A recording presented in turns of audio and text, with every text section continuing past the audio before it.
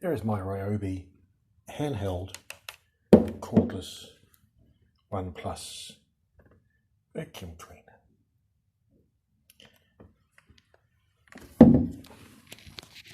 It really does need the big 5 amp battery. It does chew through the battery pretty quick. It's a grunty little unit.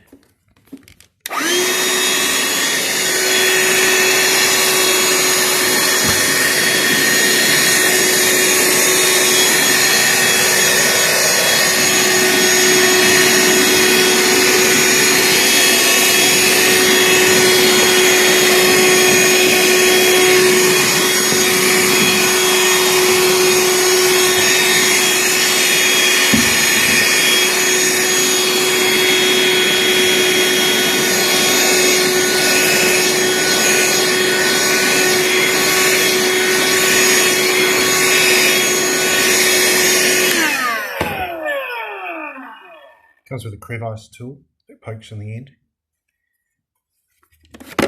Pop that lid, and there's the filters in there.